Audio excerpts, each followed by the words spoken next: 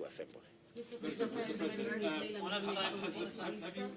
you had any conversation? Relax, relax.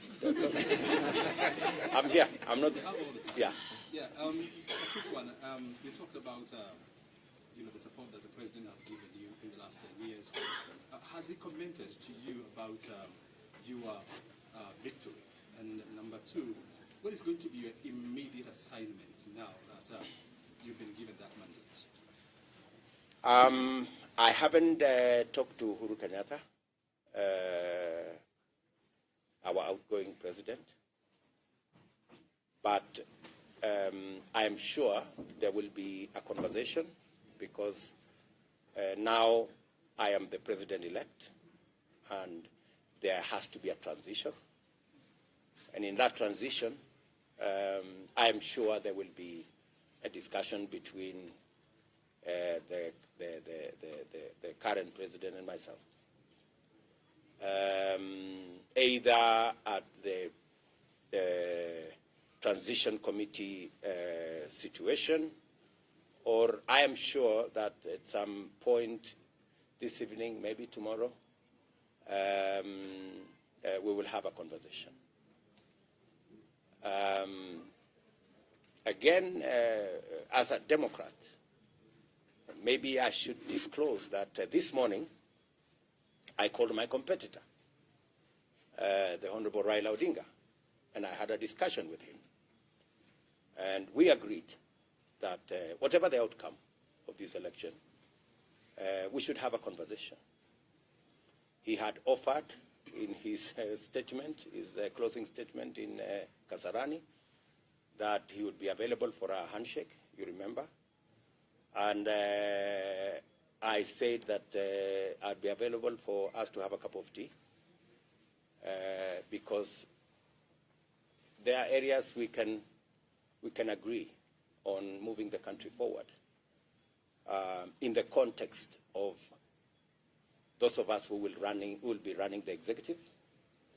And I'm sure my competitor will take up his role and his team as the opposition so that we can see how we can move the country forward. The second question. Maybe let me listen to the lady. The lady first. Thank you, sir. My name is Leila Mohammed from NTV. Yes, Leila.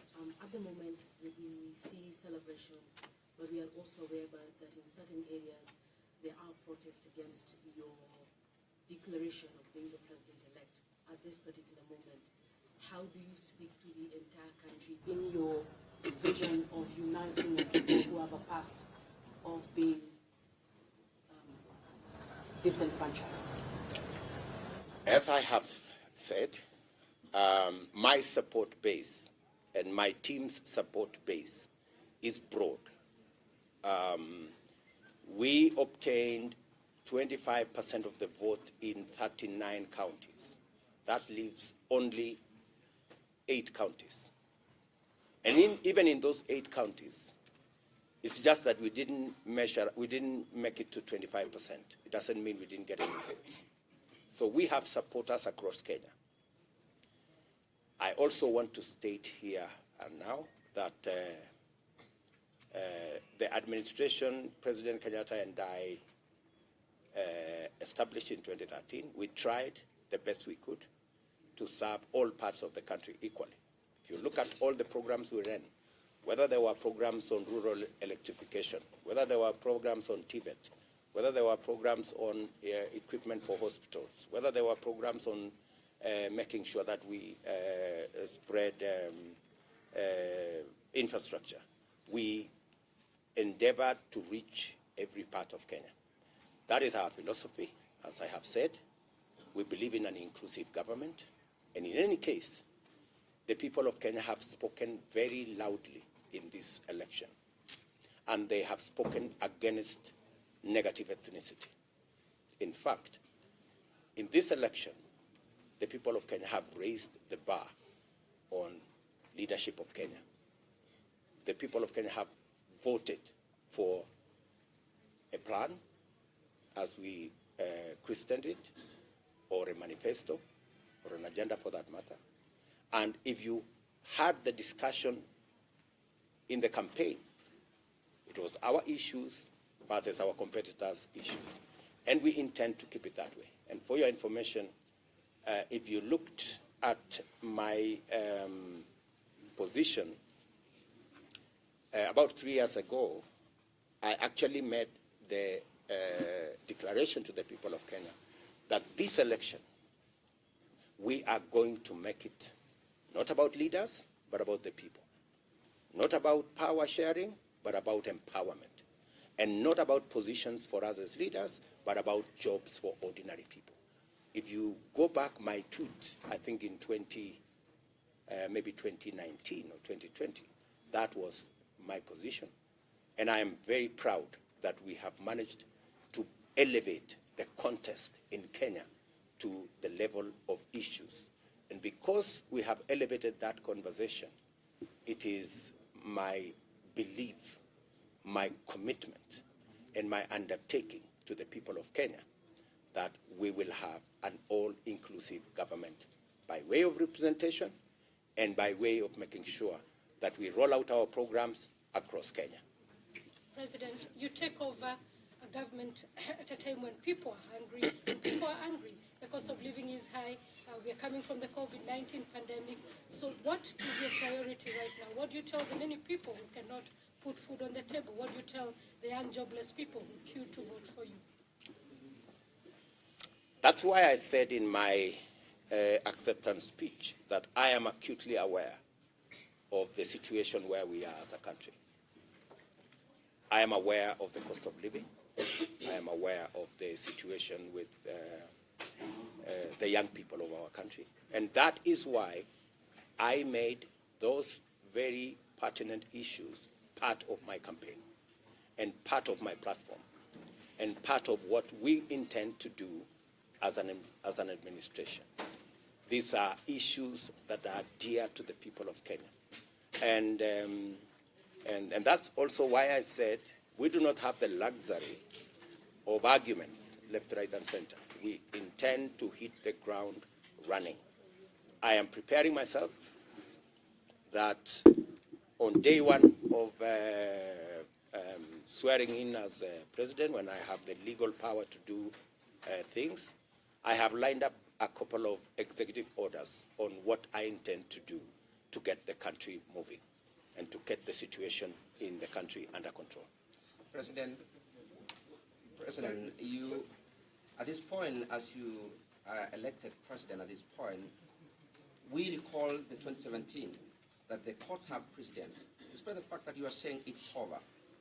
In the spirit of democracy, should your competitor move to court, are you in any ruling that maybe a run or repeat of elections, democratically, will you respect such a decision? Should it come your way at this point? As I have said, I'm a Democrat. I believe in the rule of law. I respect all our institutions. That's why our team, as you observed in Bomas here, wanted to give the IEBC as an institution the opportunity to discharge their mandate. Our competitors, I don't know whether they share with us that kind of belief. But as a Democrat, we will respect, just the same way we have respected the wishes of the people of Kenya in this election, we will respect every other decision of any institution because we are believers in building our institutions. And we are strong believers that it's only the rule of law that can take this country forward. Yes, Gashuri? Yes, congratulations. What would, in your opinion, be the highlight of the campaigns that you've conducted? And to Kenyans, millions of them who witnessed the scenes that we saw at Bomas just before your declaration as president-elect, and maybe they are anxious tonight, what would be your message to them? I think the highlight of this campaign was the fact that for the first time, this campaign was not laced with ethnic, regional biases. That both teams on our side and on their side, were largely had a national face, largely, which is really a step in the right direction. And the fact that we prosecuted issues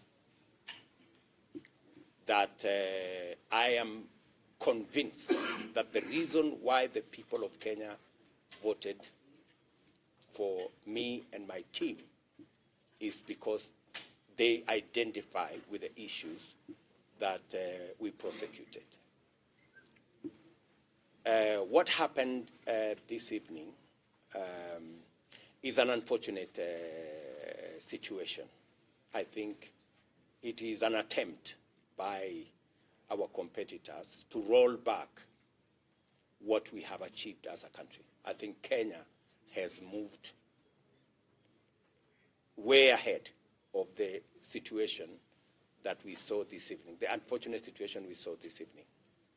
In fact, I think every Kenyan, irrespective of what side they support, agree that the conduct of the IEBC in this election was phenomenal. I think, as I said, the posting of the results from 34A, the presidential results, from every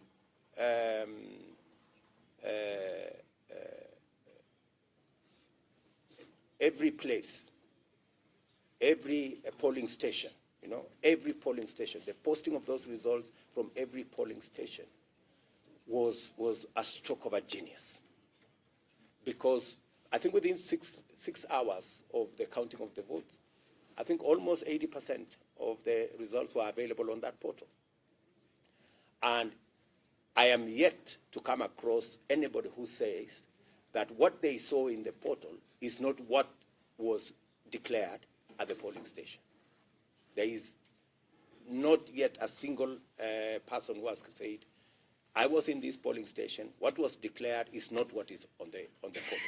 So I think the fact that the portal was available for every Kenyan to tally the results, first to check the veracity of the results.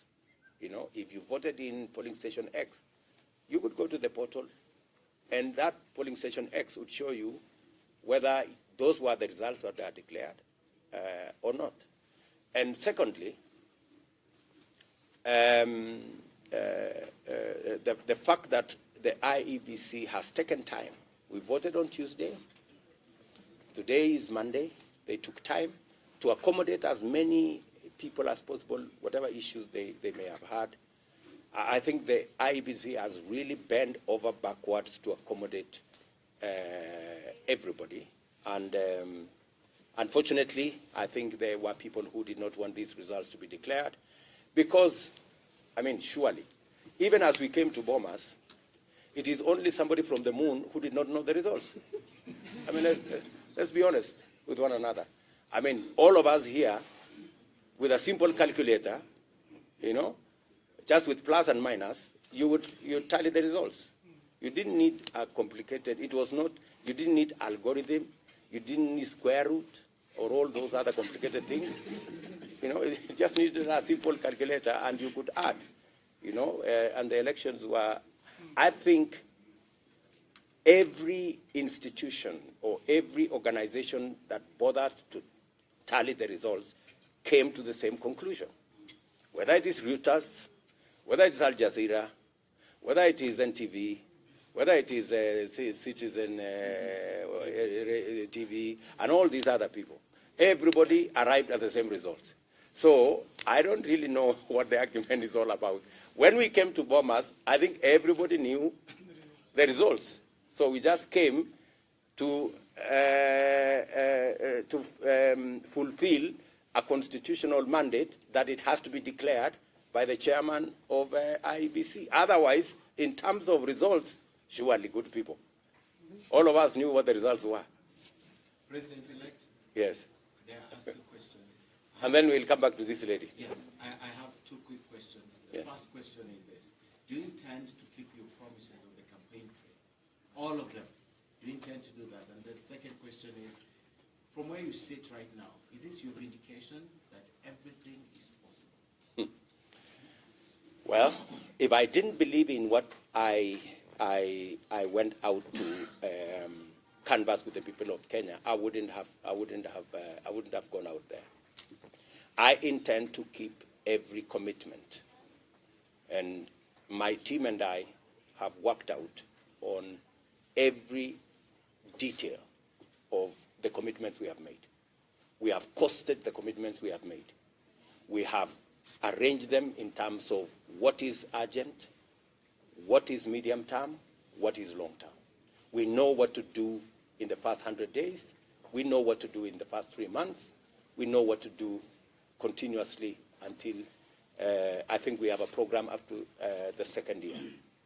So we intend to keep all our promises. As I speak to you this evening, we have indicated that it is not the deep state and the system and all these other stories. It is the people of Kenya who ultimately hire or fire governments.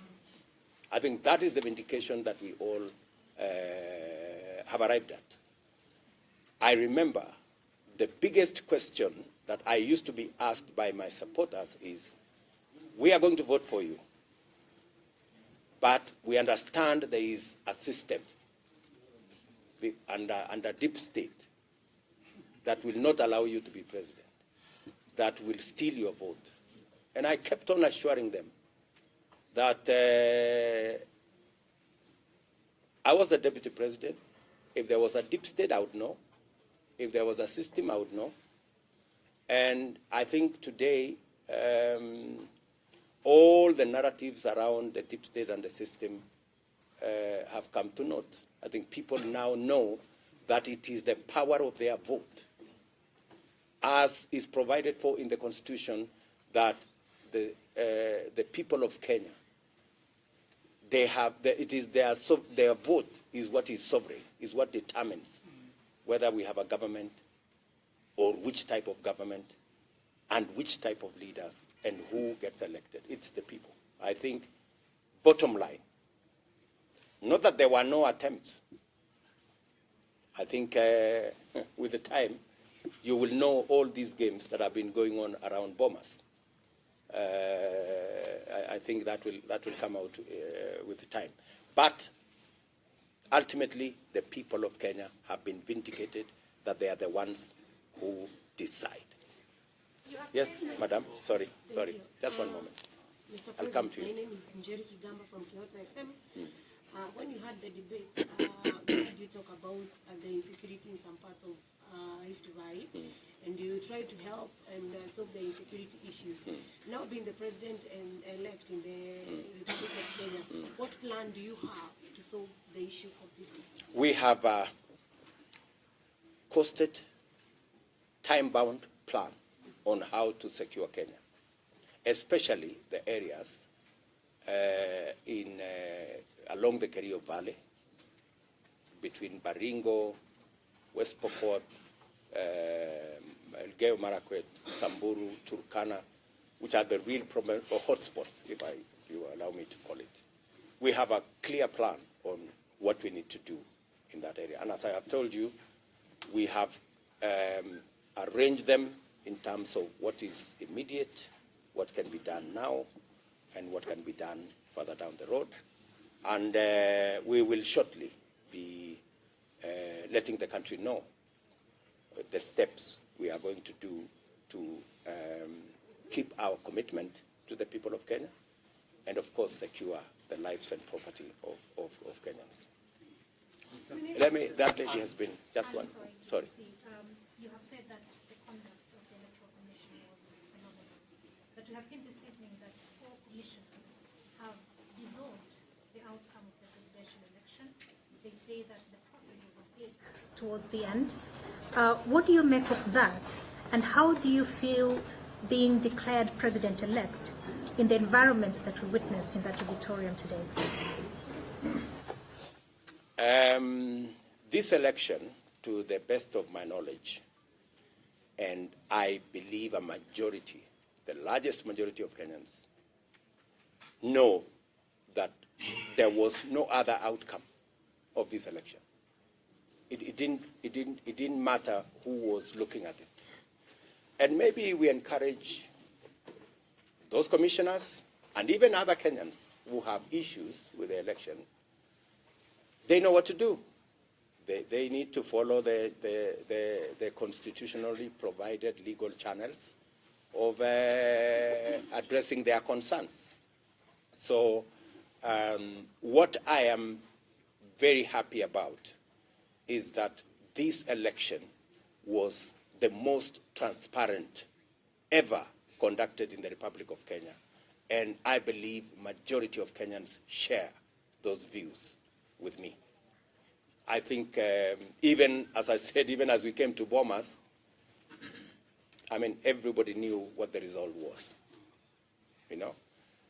Maybe the people who are disappointed this evening is the people who erroneously believed in the deep state or the so-called system, and they erroneously believe that the results could be changed. Unfortunately, it's not possible to change the results, and it's not possible to change the will of the people of Kenya. The IEBC, do you think that places any legal question mark on your declaration as President-elect? And you mentioned that you think that the scenes of chaos we saw this evening were designed to roll back your victory. Can you explain to us how do you think, what do you think the intention of those scenes were that they might force you to roll back this election victory? No, I said that the scenes you saw this evening, not a rollback of my victory, because my victory is in the public domain. I think to roll back our progress as a country, you know, since we slipped in 2007, we have made a lot of progress as a country. In 2013, in 2017, in 2022, I think we made huge strides in the right direction. And so I think it was an attempt to try and take us back to where we came from. The people of Kenya made a commitment that we won't go back. And I am persuaded that we will not go back. We will go forwards from where we are today. The four commissioners, when you say they are a majority, the people of Kenya voted. The commissioners are not supposed to vote. They're just supposed to declare the results. And it's not the commissioners to declare the results. It is the returning officer. So legally, constitutionally, the four commissioners pose no threat at all to the legality of the declaration, because the Constitution is very clear. The returning officer declares the results. The returning officer this evening, Wafula Chebukati, declared the results in accordance with the Constitution, in accordance with the law. Any other thing is a sideshow. Can you tell us something about the economy? Maybe I can listen to this lady one. Yeah, my name is Erimwande from Capital FM. You've accused media of being biased. You've accused... Let us not go there. Yeah, what I wanted to ask, the fear by the losers is that you'll be vindictive. Some have said they will flee this nation. You'll become the president of this nation. What assurance do we have that you'll not be vindictive? I think those are figment of imaginations of people who are running away from their own shadows. As I have said, we do not have space and time to go backwards. We want to move the country forwards. We have huge responsibilities. We have 5 million young people out of school, out of college. They don't have jobs. We have 4.5 million people who cannot put food on the table. We have a serious famine situation in Kenya. We have issues of health. We have our hands full. We have no time whatsoever to go asking people, what did you say? We don't have time for that. I mean, those are things that are behind us. President, was this a referendum on President Kenyatta's second term? The economy. I think we have, let me say this. Let me say this. We are not ending this evening a conversation. I intend to engage you as media outlets going forward, because I believe in the freedom of the media, and I believe the media has a role to play. And maybe just to answer her in a way, let me tell you, when I criticize the media, it's because I believe in the media, and I want the media to do the right thing. I was told, let me repeat this story, I've said it so many times. When I came to Parliament in first time in 1998, I found a senior member of Parliament called Paul Muiten. And he told me, young man, I was then 30 years. He told me the best way to support a government is to criticize it when it goes wrong. I remember saying the same things to our former Chief Justice, the Honorable Maraga, that when we criticized the media, when they nullified our election, it was not because we don't believe in the media, not the media, the judiciary. It's because we believe in the judiciary. So when we criticize the media, it's not because we have issues with the media. We do not want the media to be biased. And in fact, just to respond to what you said, when I raised that issue about the media being biased, the Media Council itself came with the statistics, and they actually confirmed what I had said. The Media Council said the media gave 67% of coverage to my competitor and 30% to me. That's biased. That's all I was saying. You know, so, and I think there has been some measure of improvement. I want to encourage you to keep.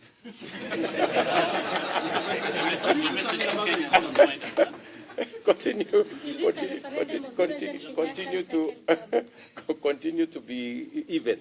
You know, we want you to criticize us when we go wrong, criticize our competitors when they go wrong, balance your coverage, and let's have a free and fair media.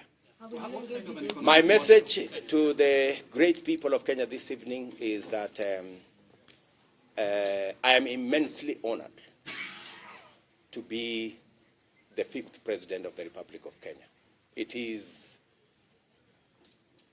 something I do not take lightly. I know that there are heavy responsibilities that comes with being elected into this office. My promise to them, and they know me, I work hard, very hard. I will work very hard not to let them down. The trust they have bestowed on me and my team, we will go out of our way. We will spare no effort. We will work around the clock to make sure that we deliver on our commitments and we move our country to the next level. And I want to tell each and every one of them, we will serve them equally, irrespective of who voted for us or who did not vote for us. This is going to be their government, it's going to be the government of Kenya, and it's going to serve all Kenyans equally. Say something about that. Thank you very much, good people. Thank you. Asanteni sana.